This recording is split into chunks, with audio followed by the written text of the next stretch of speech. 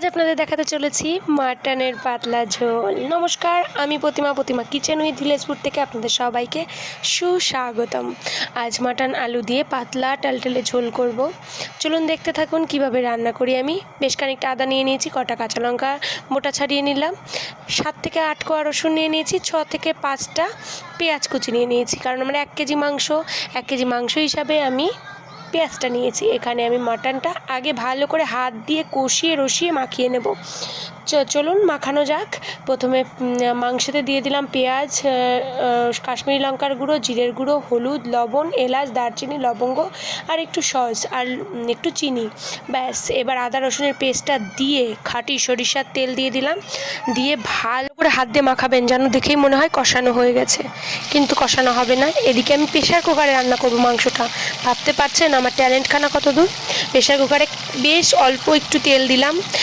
তেল অল্প দেওয়ার কারণটাও আমি আপনাদের বলবো। দিয়ে জিরে আর শুকনো লঙ্কা তেজপাতা দিয়ে আমি দিয়ে দিলাম ওই মাংস মাখানোটা। এবার ওই পেঁয়াজ থেকেই যা জল গলবে ওই জলে মাংসটা কষানো হবে, আদার্স কোনো কিন্তু জল দেবো না।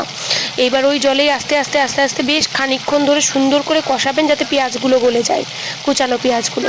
তারপর ব্যাস এই জলটা, এবার আলুটা দিয়ে দেবেন, কাঁচা আলু ভাজবেন না কিন্তু, কাঁচা আলু দিয়ে ভালো করে মাখিয়ে গরম জল দিয়ে সিটি বসিয়ে দেবেন। 2 থেকে 3টে সিটি আসলে বন্ধ করে দেবেন। দেখুন কীরকম পাতলা টেলটেলে ঝোল, তারপরে মাংসটাও একদম সফট হয়ে গেছে।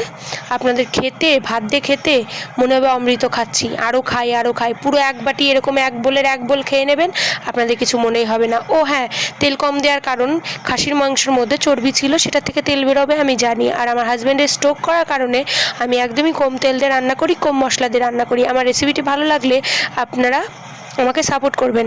আর আপনাদের বাড়িতে এরকম পেশেন্ট থাকলে আপনি আমার রান্নাটা ট্রাই করতে পারেন। তাও দেখুন ওপরে কতটা তেল ভাসছে, কালারটা কি সুন্দর এসছে সেটা একবার দেখুন। মাংসটা মাংসর জায়গায় আছে, কিন্তু মাংস হাতে ধরবেন গলে যাবে।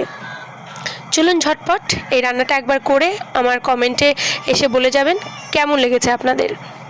Tata, good bye.